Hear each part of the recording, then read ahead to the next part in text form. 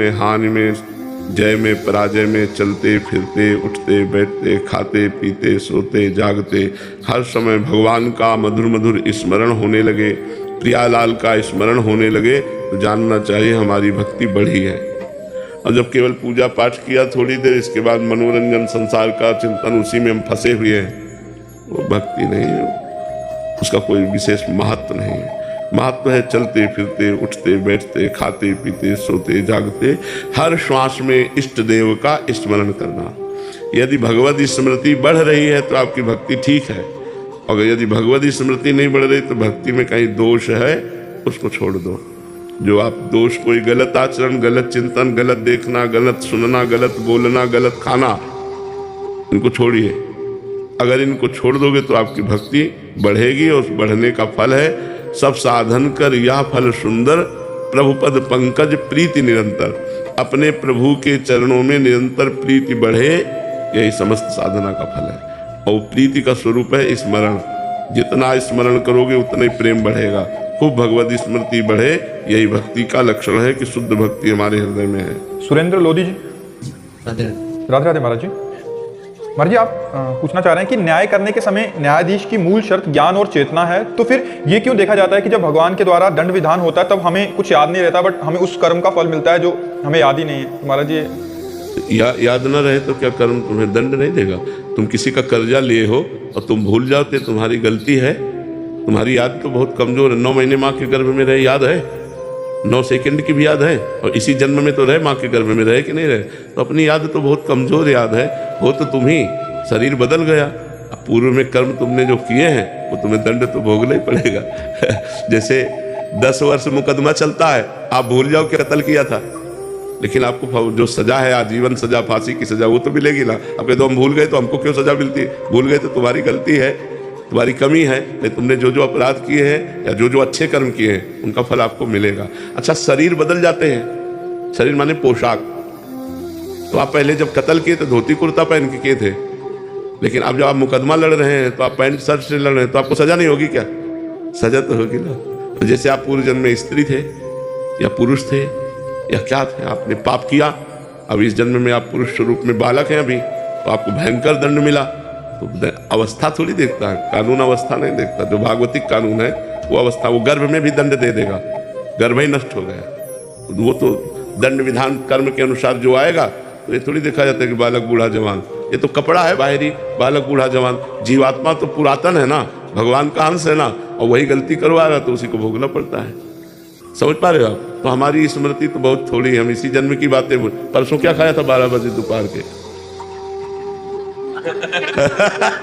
हमारी तो स्मृति बहुत छोटी है, नहीं है? कि अगर हम अचानक पूछे, हम ही से पूछ लो ना कि आपने परसों दोपहर के क्या पाया था, सोचना पड़ेगा। परसों की बात, जबकि हमने खाया है, सोचना पड़ेगा हमें। तो फिर हमारी सोच तो बहुत कमजोर सोच है। हम अपनी सोच के अनुसार न्याय कैसे मांग सकते हैं? हमने जो जो किया जन्म जन्मांतरों में, अवश्य में भोक्तव्यम कृतम कर्म शुभाशुभम, हमको शुभ अशुभ कर्म भोगने पड़ते हैं। कुछ माफ भी हो जाते हैं क्या महाराज जी? हाँ, भजन करने से माफ हो जाते हैं। भजन करने से माफ हो जाते हैं। भजन करो, तपस्या करो, तीर्थयाटन करो, पवित्रता पूर्वक दान करो, भगवान का नाम जप करो, इसी से सब पाप नष्ट हो जाते हैं, सर्व पाप नष्ट हो जाते हैं। प्रारब्ध भोगना पड़ता है, प्रारब्ध जो है वो भोगना पड़ता है, पाप सब नष्ट हो जाते हैं। जैसे इसी जन्म में जी दंड किए, मतलब पाप किए, तो इसी जन्म में दंड क्यों नहीं मिलते? बहुत बड़ी सरकार है, बहुत बड़ा कानून है। कभी कभी मुकदमा चलता रहता है और जो क्रिमिनल काम करने वाला होता है वो मर जाता है पहले, अब उसका फाइनल ही नहीं हो पाता है। कभी कभी ऐसे समय फाइनल होता है कि बुढ़ापा आ गया उसका, लड़ते लड़ते अब बोले आजीवन कारावास। एक महाराज जी बता रहे थे 45 साल बाद उसका निर्णय हुआ कि ये बाइज्जत बरी कर दिया जाए इसका, और 45 साल जेल में ही रहा। 45 साल जाओ, तो ये प्रारब्ध भोग है। तो देखो यहाँ, जबकि एक देश की सरकार है तो इतना समय लेती कि नहीं?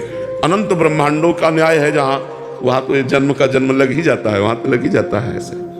ओमकार जी, श्री हरिवंश महाराज जी। महाराज जी, जैसे आप कहते हैं कि भजन कभी व्यर्थ नहीं जाता, तो मान लेते हैं कि इस कलयुग में मैंने अच्छा भजन करने का प्रयास किया, किंतु मेरी मृत्यु बिना भगवत प्राप्ति के हो गई, तो मेरा अगला जन्म किसी अन्य युग में हुआ तो मुझे उस युग के आधार पर? अन्य युग में नहीं, इसी, अभी तो बहुत बड़ा युग है, इतनी देर थोड़ी तुम वैकुंठ या स्वर्ग में रखे जाओगे।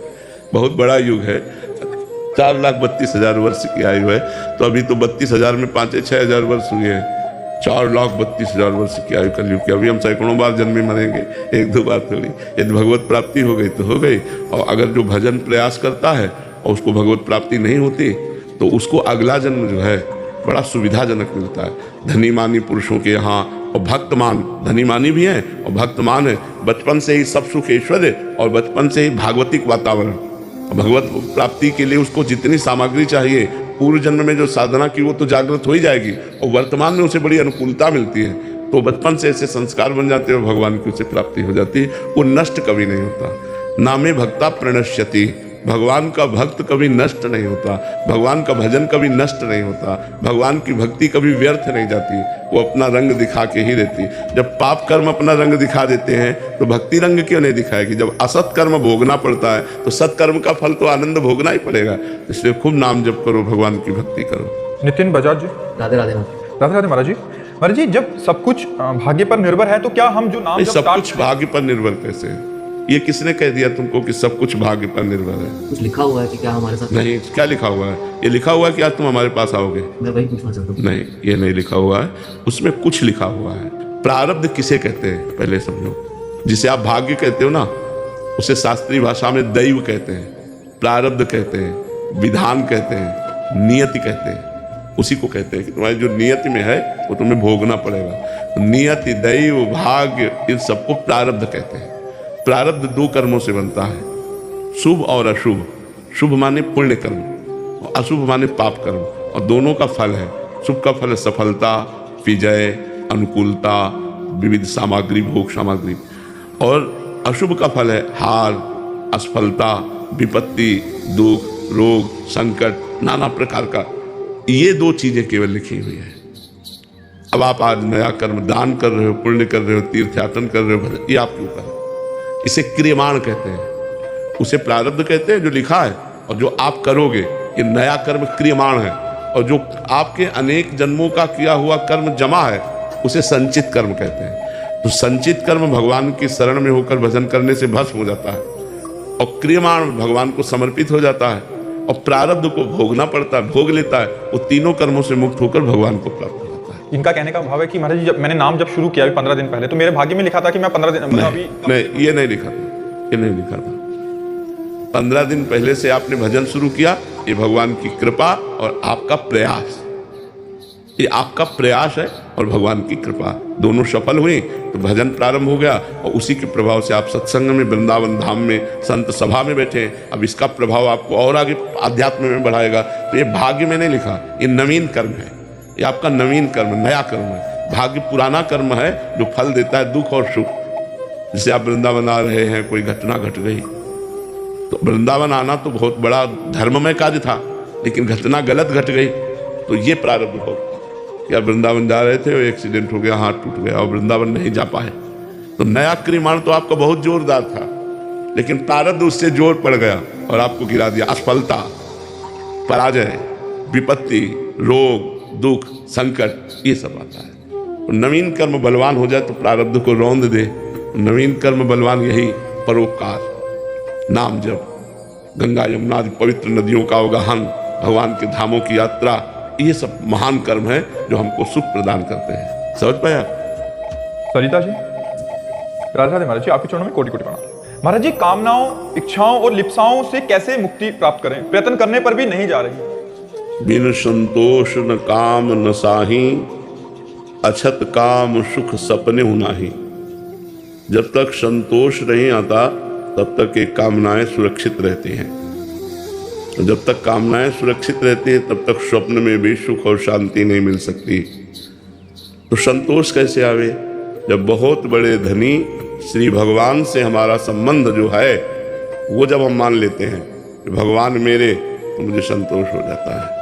भगवान के संबंध से ही संतोष आएगा और भगवान के भजन से ही संबंध पुष्ट होगा। जो है वही स्वीकृत हो जाएगा। हमारा भगवान से संबंध जन्म जन्मांतरों से है, हम उनके अंश है। ये संसारिक संबंध तो अभी कुछ वर्षों का है, हम तो भगवान के हैं। तो जब भगवान से संबंध हो जाता है तो सारी कामनाएं या तो पूर्ण हो जाती हैं और या शांत हो जाती हैं। परम संतोष हृदय में हो जाता है। देखो, भगवान से जरा सा लगाव हुआ कि बड़े बड़े राजपाट वैभव छोड़ दिए लोगों ने। तो हम जो सुख चाहते हैं वो भगवान से संबंध रखने वाले छोड़ देते हैं। इसका मतलब बिना भगवान से संबंध स्वीकार किए इस माया की कामनाओं से हम निवृत्त नहीं हो सकते, और कामनाएं कभी पूर्ण नहीं हो सकती।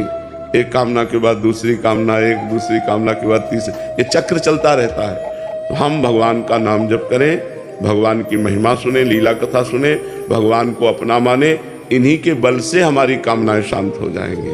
भगवान बड़े कृपालु हैं, भगवान सबके स्वामी हैं, भगवान सब कुछ हैं, उन्हीं की कृपा से हमारी कामनाएं शांत होंगी। तो भगवान की शरण में होकर भगवान का नाम जप करो। किसका प्रश्न है, समझ पाए आप? तभी सब कामनाएं और जितनी वासनाएं, लिप्साएं, ये सब शांत हो जाए। जब हम नाम जप करते हैं तो हमारी छुपी हुई मन की वासनाएं बाहर निकलती हैं और भस्म हो जाती हैं। जब नाम जप करते हैं इतना आनंद आता है कि और कोई कामना ही नहीं रह जाती। इसलिए हम भगवान की शरण में होकर नाम जप करें तो सारी कामनाएं, वासनाएं, लिप्साएं सब शांत हो जाएंगी। चिंता न करो, चिंतन करो, भगवान का चिंतन करो। नदिया जी कजाकिस्तान से। राधे राधे महाराज जी। महाराज जी, मेरा प्रश्न है कि कैसे आत्मा की आवाज़ सुने और खुद पर आत्मविश्वास करें? असल बात, आत्मा की आवाज़ किसी और की आवाज़ थोड़ी है। आप आत्मा की आवाज़ सुने तो आत्मा और हो गई, आप और हो गए, ऐसी बात नहीं है। वो आपकी ही आवाज़ है, आप ही आत्मस्वरूप है। तो जब तक देह भाव रहता है तब तक मन की आवाज़ सुनी जाती है, अपनी आवाज़ नहीं। अपने हृदय से जो बात आती है, गलत है मत करो, अब धीरे से एक बार आती है, गलत है मत करो। बस हमको अनुसुनी झांकिए तो मन जोर पड़, करो करो, बड़ा सुख मिलेगा, आनंद मिलेगा, ऐसा वैसा प्रलोभन। हम मन की बात तब तक सुनते हैं जब तक देह भाव है, देह में अहंकार है, तब तक मन की बात सुनते हैं। और जब प्रभु में अहंकार समर्पित हो जाता है तो हम आत्मा की बात सुनते हैं, जो अंदर सद्गुरु रूप से आत्मस्वरूप आवाज, उसी से तो महापुरुष बन जाते हैं। जो उसकी आज्ञा का पालन करते हैं वो महापुरुष बन जाते हैं, और जो मन की आज्ञा का पालन करते हैं वो जेल, नरक, दुनिया का सब प्रपंच मिलता है। जितनी जेल भरी है ये सब मनमानी करने से ही भरी है। कानून के विरुद्ध, धर्म के विरुद्ध जो मन की सलाह है उसी को हम मान लेते हैं। तो हम नाम जप करें, शास्त्रों का स्वाध्याय करें, संतों का संग करें और पवित्र आचरण करें तो हमारी बुद्धि पवित्र हो जाए। जब पवित्र बुद्धि हो जाएगी तो वो आत्मा की आवाज़ सुनेगी। अभी अपवित्र बुद्धि है तो केवल मन की बात सुनती है, आत्मा की आवाज़ सुनकर भी अनसुनी कर देती है। तो हमारी बुद्धि पवित्र होनी चाहिए। इसके लिए साधन करो, भजन करो, अपवित्र आचरणों का त्याग करो, गंदा भोजन त्याग करो, जिससे आपका बुद्धि पवित्र हो। और वो बुद्धि, पवित्र बुद्धि आत्मा की आवाज़ सुने, अर्थात गुरु, संत, शास्त्र, ये सब आत्मा की आवाज़ है। गुरुजनों की वाणी, संतों